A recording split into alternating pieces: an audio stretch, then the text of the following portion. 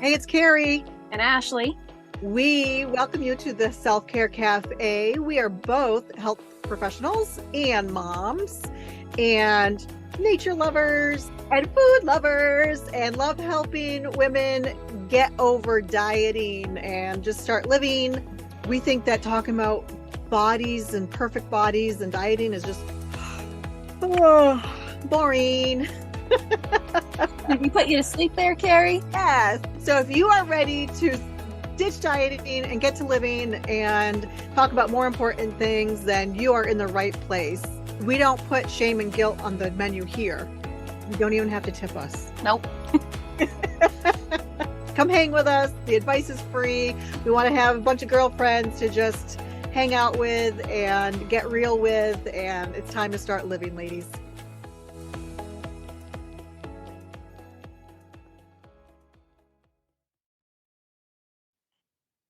Hi, Carrie. Hey, Ashley. How are you? I am well. How are you doing? I'm great. So what are we talking about this week? Well, I thought maybe we should dive into this whole concept of intuitive eating a little bit. What do Ooh, you think? that sounds like a great idea because I think that people will find we talk about intuitive eating a lot. So it might be a great idea to explain what it is so we can talk about it and everyone knows what we're talking about. Yeah, and I think a lot of people have a misconception. So if you're listening right now and you're like, "Ooh, intuitive eating, I don't want anything to do with that," please hang on because what we have found in our experience is that a lot of people have a lot of misconceptions and misunderstandings about what it actually is. So we're going to get real today about intuitive eating and what it really is, and in real life, because Ashley and I use it, and it has helped us and thousands, maybe millions of other people. And yeah, so let's get Yeah. to it. And I think like Carrie said too, it's has a lot of misinformation being spread about it right now by people on social media that aren't as well versed in it as maybe they need to be talking about it. So yeah, hang on. If you've tried it before, maybe listen and see if something resonates with you about, oh, well, maybe I didn't try this part of it and maybe that's what happened. Or sometimes it just takes a few different tries Yeah. to kind of get towards the quote unquote end of it. Not that there really is an end of intuitive eating, because it's definitely more of a lifelong process, and we'll talk about that. Um, but it's definitely tricky because what do we all know? We all know how to diet, and we all know how to follow meal plans, and we all know to try a bunch of different things that are usually like short term, very extreme kind of uh plans or just lifestyle changes, quote unquote, if you will. And intuitive Yeah. eating is a lot different than that. Yeah, for sure. And I think too that, well, I want to say that both of us are certified intuitive eating counselors. There are a lot of people out there that say that they teach intuitive eating or whatever, but they haven't gone through the certification process. Maybe they have their own version of intuitive eating. But Ashley, you want to give a little bit of history of what, like who Sure. designed or came up with the intuitive eating? Yeah, definitely. So, intuitive eating is based on research and science. So, that's a really important piece right there. So, there's a lot of research studies out there that show and prove that, or I guess show, right? Because research doesn't necessarily prove anything. We'll talk about that another day. But there's a lot of research out there showing how beneficial intuitive eating is to our health, our nutrition, our well being, all of that. And it's was developed in the 90s by two dietitians, Elise Resch and Evelyn Tribole or Triboli, I'm not really sure. Um, Me and either. yep, and they've, have a couple different or they wrote books about it and they keep up with the research. So there's a bunch of different editions. I think the latest one is the fourth edition. So they definitely keep it up to date and current with new research and new findings. And um, That's the most latest book that we were certified with. Yep. And they realized as dietitians that this whole dieting thing and focusing on weight loss just wasn't working for people, Yeah. right? And I'm sure a lot of people listening are like, yeah, that happened for me because if we diet or we lose weight or focus on weight loss, maybe we'll have weight loss in the beginning. But then after a while, because the changes aren't sustainable, we gain weight back. And that's just how it works. It's not anybody's fault. It's not your fault. It's not your body's fault that the weight came back. It's just how our bodies are designed. Again, maybe more on that another time. But they realized, hey, this whole model of how we're dealing with health and wellness and nutrition just isn't working. And there has to be a better way. And I think that we're all sort of born with this inner nutrition wisdom, right? So, like babies and toddlers, they know what their body needs. They know when they're hungry. They know how much their body needs. They know when they're full. They know what their body's sort of asking for. And so we're all sort of born with this knowledge. And then over time, it sort of gets eroded away. So the intuitive eating brings us back to that basic um, physiological nutrition wisdom that we have. And we all have it and we have had it at one point. But again, it sort of gets eroded away with different food rules or different practices that maybe you or family had when you were a kid, or different beliefs, or so many different things. And then we end up not trusting our bodies and feel like we need to follow a plan or program when we do have all this information in our body. We just need to tap either back into it or into it again to relearn and sort of unlearn a lot of the things that maybe we picked up along the way. Yeah, for sure. And I have my very first and brand new grandbaby. So I it's very I've been thinking about it a lot. You know, she's at as far as like the babies, it's like she knows when she's hungry. Um and and you know, some parents, like I always fed my kids on demand. um and I even did my, you know, my dog is free fed, so that when he was hungry, and he was a lab, and people, oh, he's gonna get fat, and he's not. Like, it's even animals know that when they're hungry they'll eat, and when they're not they don't. So it really is uh just a natural thing. But like Ashley said, we get stuck in all these food rules, and it is not anyone's fault. It's just how, you know, everyone's just carrying on what they're taught, unless they're taught something differently. So, you know, but you know, some parents start off with their babies, oh, I'm going to put them on a schedule, right? So instead of feeding them when the baby's showing that they're hungry, that, you know, it's every 3 hours or whatever. So the food rules for some people start right off from the beginning, and that's all you ever have known. And there's so much freedom in basically getting to know your body. It sounds kind of funny because it's like, what do you mean I know my body, right? But so many of us do live in these bodies, and we haven't taken the time to really get to know it, and figure out what it's telling us. Tapping into that body wisdom that each of us does have.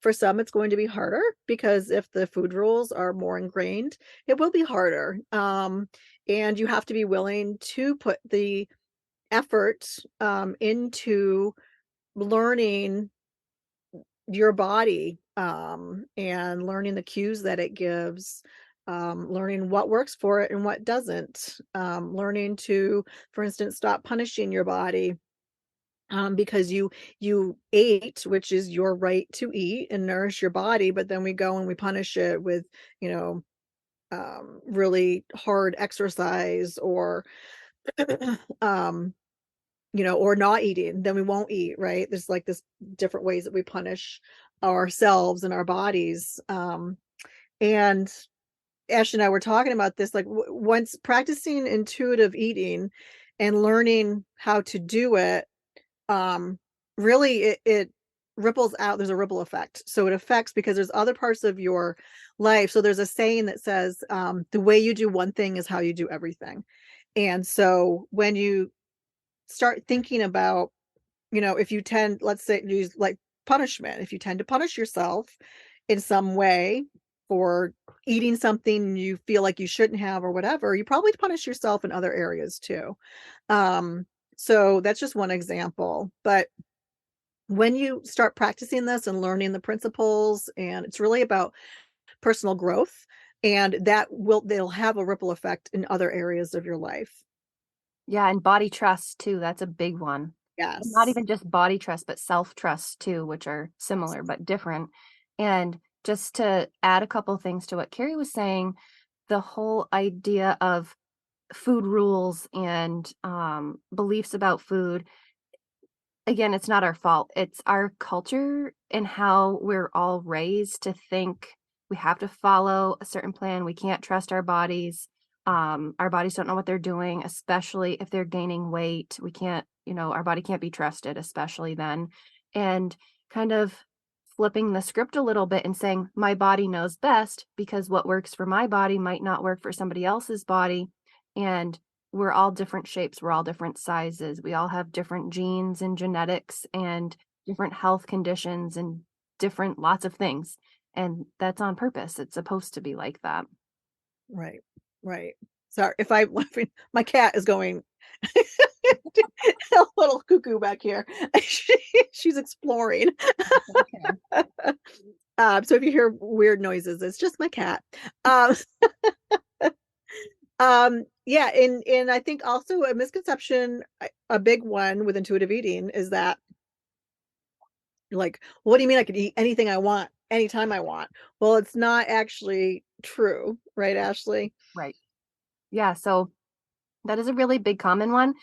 And it's not exactly true. Like, so the basis of intuitive eating is to be able to figure out what works best for you and your body and figuring out like what are your particular nutrition or health goals? Like, is it to have more energy? Okay, well, let's experiment and see what types of foods give me more energy or what foods maybe zap my energy levels.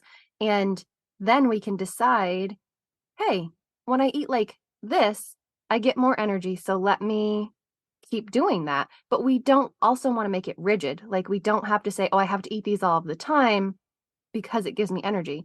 I can choose still, like that power of choice. I can choose whether or not I want to eat this way or this way today, or maybe it's a combination of both ways.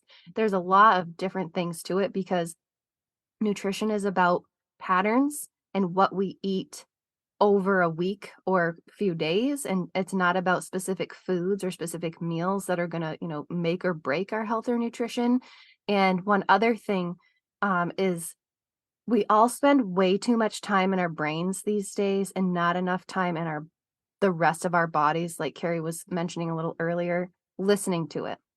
Some Yeah. people have a really great idea of when I eat this food, this happens to me, and other people have no idea. And that's not to say we're not paying attention, because over my 10 plus years of practice, there's definitely people that are way more sensitive in their body to different things and can pick up on it a lot better than other people.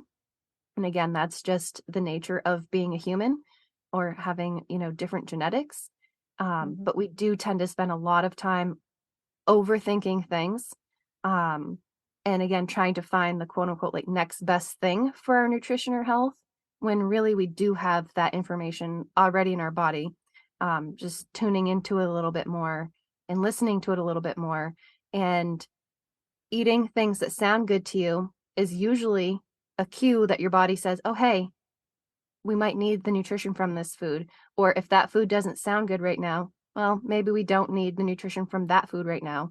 Or paying attention to different health concerns that you might have.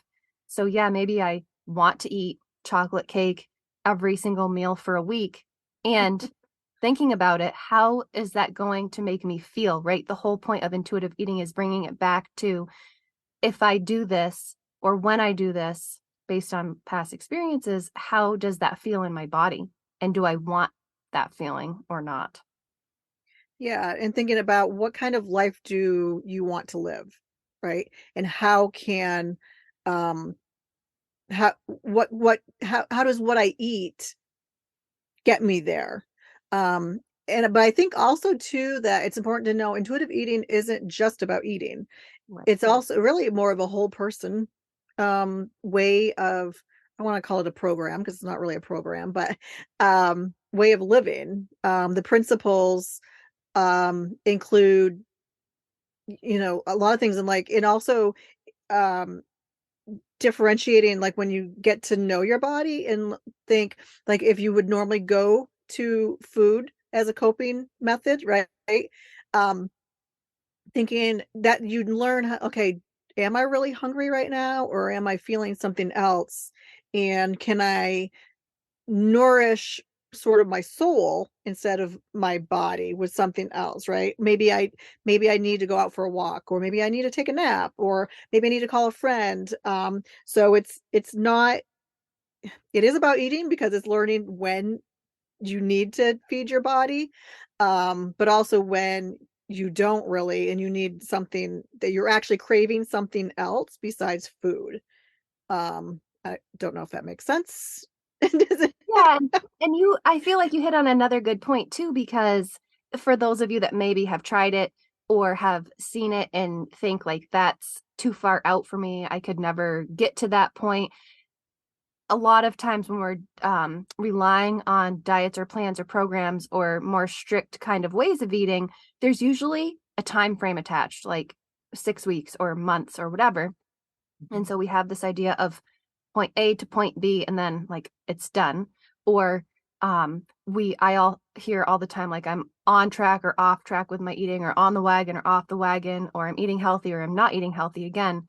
All those kind of like all or nothing ways of thinking. And when we have those ideas, there's usually, like we said, at the beginning point and the end point. And with intuitive eating, that's not really the case. We kind of are on this lifelong process or journey of always taking in information and our experience with food and our bodies and our feelings, and then adjusting from there.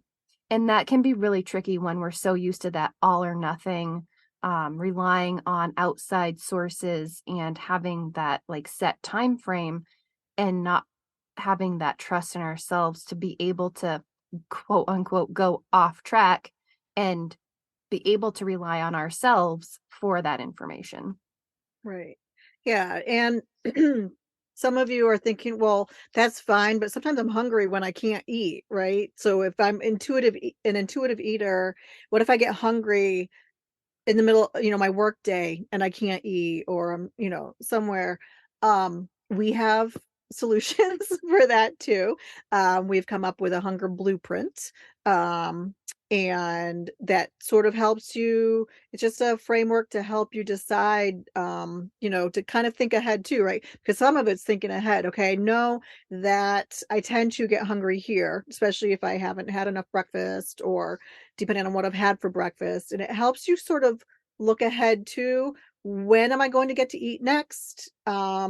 Am I going to have that chance? I typically get hungry here. What can I have with me that I can have as a snack? It just helps you sort of see the bigger picture, because when we get into that diet mentality, it's everything's under a microscope.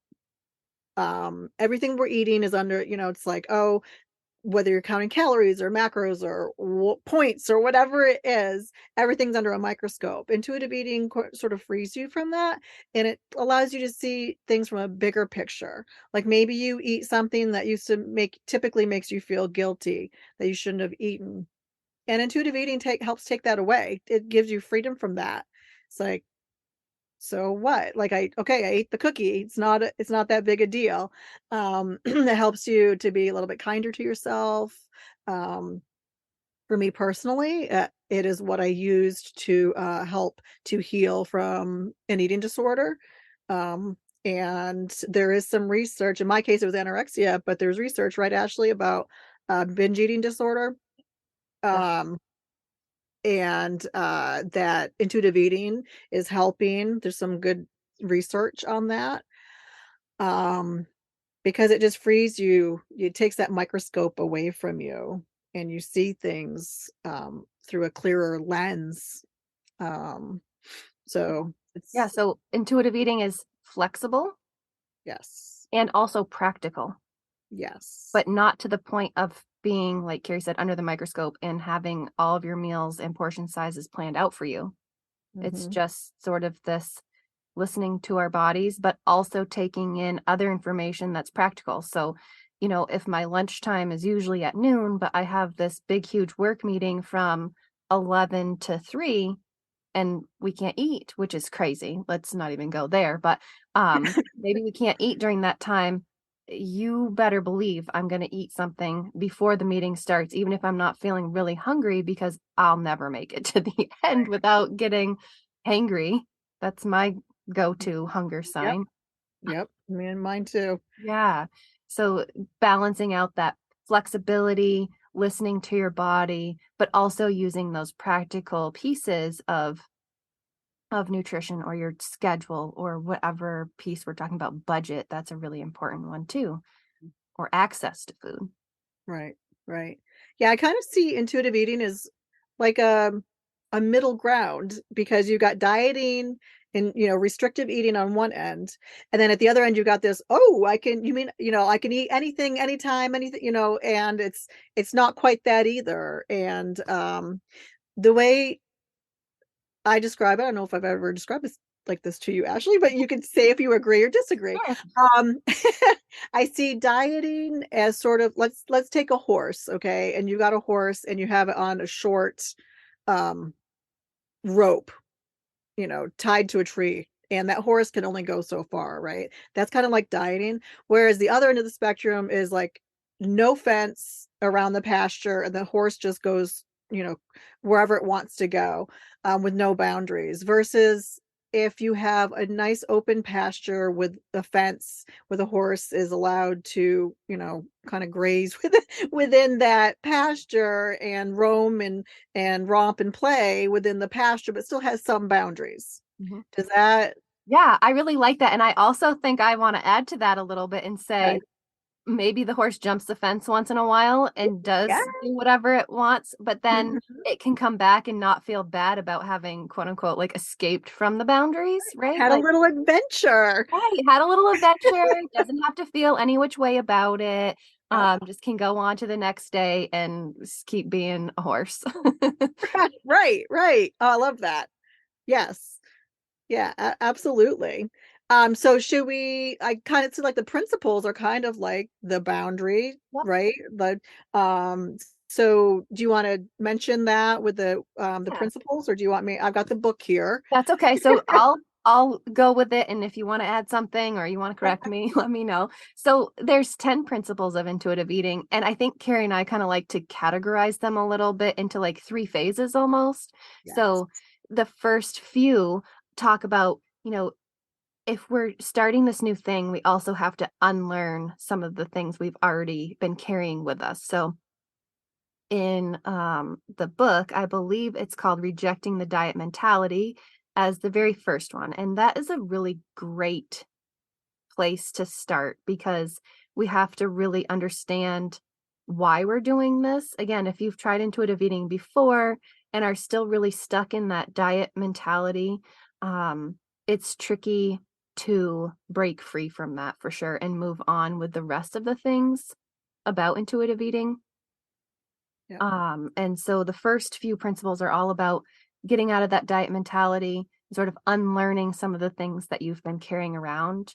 And then the next phase is kind of talking about like learning your body cues again. So hunger and fullness, but also talking about emotions and feelings and how you deal with those.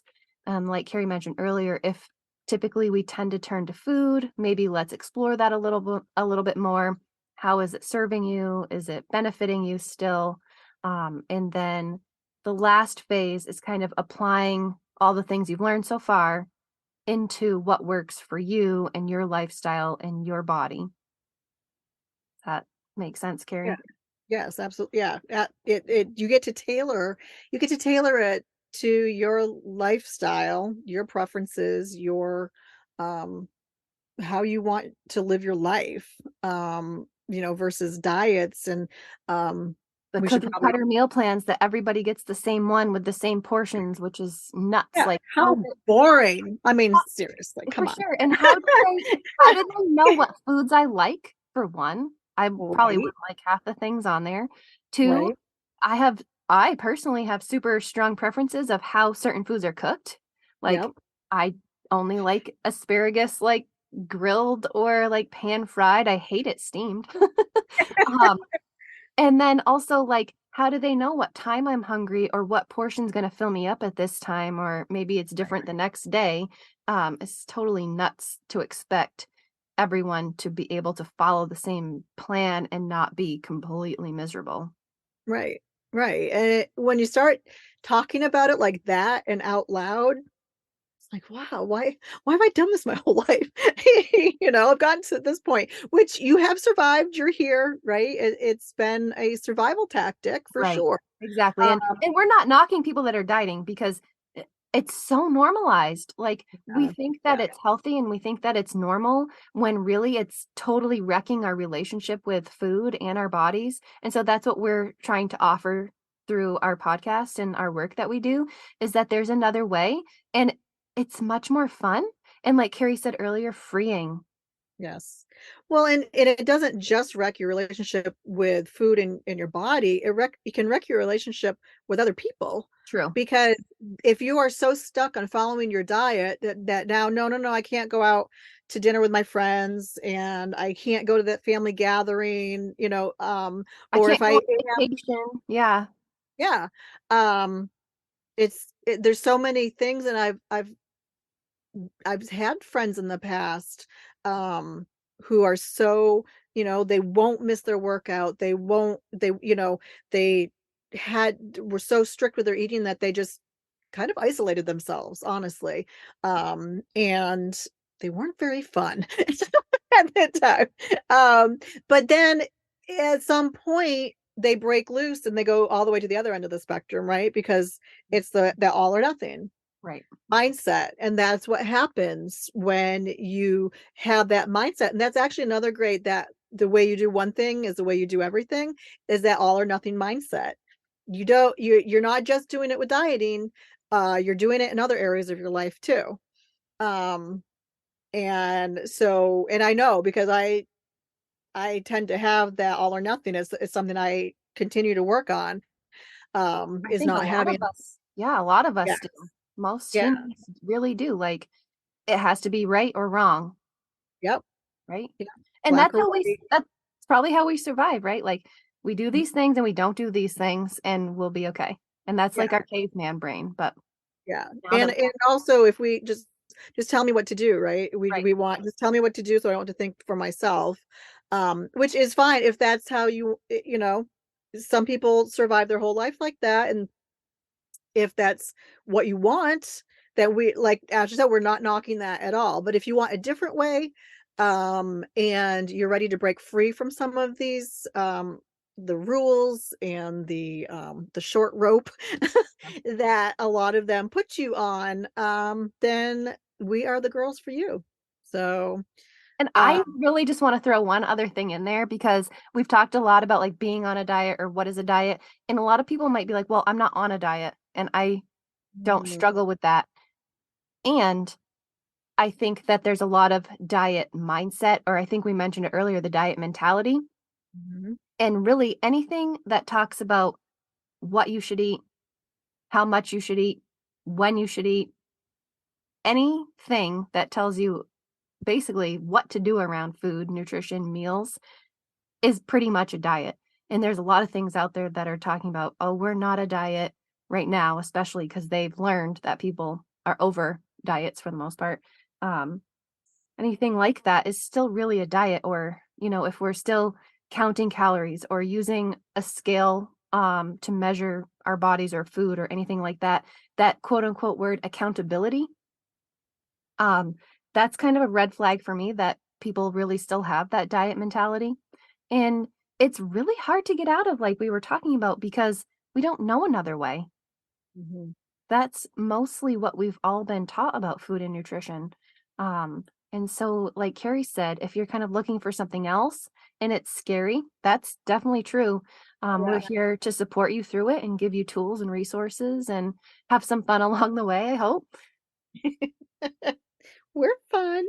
Yeah, Um, yeah, and that's a great point too, that a lot of the programs now are not marketing themselves because they're great advertisers and marketers, right? Because they draw us in. It looks sexy, like, the lives that they show on their commercials. Who doesn't want that?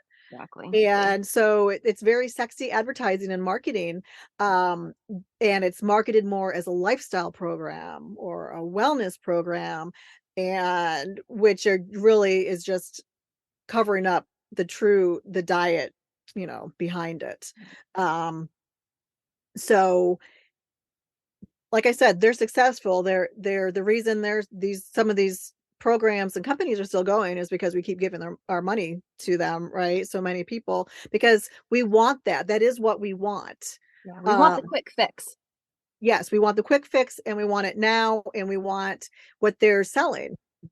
Which isn't just a thinner body, but the whole life that goes with Right. it, right? And then people get to that thinner body and they're hangry and they're sick of following all these strict food rules, and they realize that not really any happier because I haven't dealt with some of the deeper issues behind Because we still why. have the same brain, right?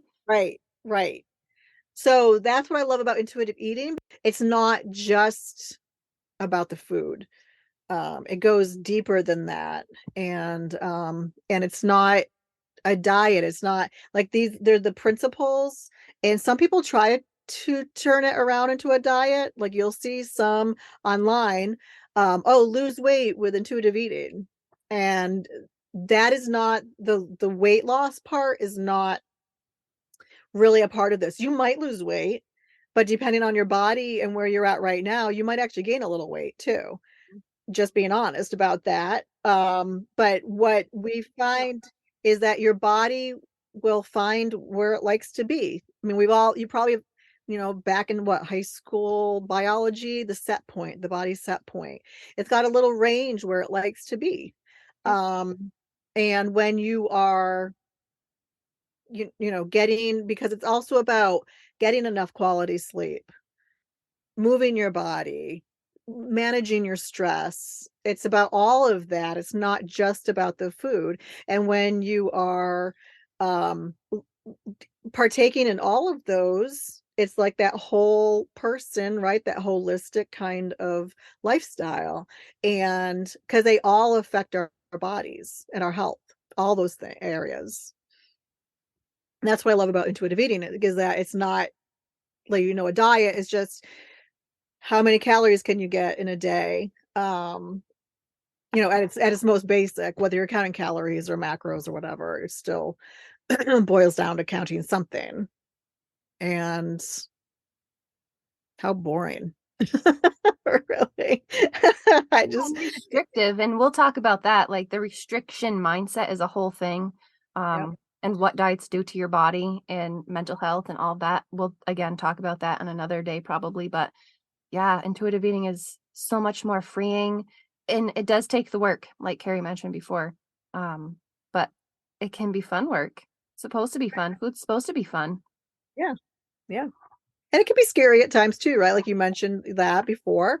And it can be because sometimes you have to face things that you've sort of been avoiding and been avoiding with food or restricting from food, and so it gets that's why I love it, because it frees you from a lot of things.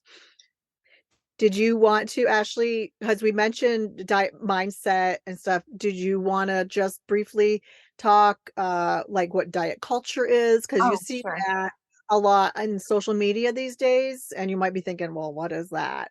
Yeah, uh and we mention it a lot too, so that's a good point. So you'll see the word diet culture or hear us talk about it a lot, and it's basically this whole idea that our Western world basically is a diet culture. It's the culture of pursuing dieting and weight loss as a means for health. It puts certain foods above other foods, those quote unquote good versus bad or healthy versus unhealthy foods. It oppresses people in larger bodies. And it's just the idea that being thinner is healthier and better in a really short kind of description. Yeah, and we'll be doing an episode on how skinny doesn't equate to healthier. Yeah. Um, the skinny, there's a lot we can say on that. But yeah, diet culture just makes you, and diet culture sneaks into the medical field, it For sneaks into sure. the fitness, how you are supposed to, if you're truly fit, you have to have flat abs, and look a certain way. And I will never forget this one guy, and we were out eating and they were talking behind us, and we happened over, and so we started chatting with them, and the guy asked what I did for work, and I told him. He goes, "Oh, you don't look like you do that because they tend to be really skinny." And I Geez. held my tongue. But I wanted to say, yeah, and when I was anorexic. So thanks, bud, Right. and so it's even, and he was a larger guy, so it was interesting. These sort of ideas that we get, Yeah, in and Carrie and I aren't immune from them either. Like the our. thoughts are there just because that's our culture. That's the whole point. Like they're always going to be there. They pop up from time to time. And just once you're more on this other side of the fence, I like to think about there's this fence, there's diet culture on one side and like this intuitive eating land on the other side. And maybe some people are definitely in the diet culture land. Some people are definitely in the intuitive eating land, and some are really fence straddlers for a long time. And maybe even you're like leaning over one side or the other, depending on the day. And sometimes you might be on the fence for a really long time, and that's okay too. I like to think of it as, even though Carrie and I are definitely more on the intuitive eating land side of things, these thoughts still come to us, right? Just because of all the influences that are out there, especially with social media, and just how our culture is. It's just that now we have the tools to be able to quiet them down a lot sooner um, than maybe other people do. Oh yeah, there are days where I'm standing at the gate peering back into diet culture land. I'm like, what if I just dabbled a little bit in it again, So yes, absolutely. And we have days where like, oh, where we have those thoughts, but like Ashley said, because we have practiced it, you can much more quickly, you've got the tools to use and can much more quickly pull ourselves out of that mindset. So it's not like there always will be those temptations, and especially in the fields that we're in, the temptation is great. And feeling like we're that you're not less than because you don't have the chiseled body or whatever, and recognizing too realistically, like with age, and just certain medical, like I can't teach classes at the level that I used to, and that's okay. Like I'm okay with that. I can do other things. So So come on over to the other side with us, the grass is greener. that is definitely true. And we'll chat Oh, more next week. yes, for sure. This is awesome. So let us know your comments. Shoot us a message if you have any questions. We are here for you. Or things And you want to talk about or hear yes, about. yeah, we want to know what topics you'd like us to ramble on about. We can definitely do that. We definitely can. Thank you so much for listening. Yes. Thank you. See you next time. Love your latte.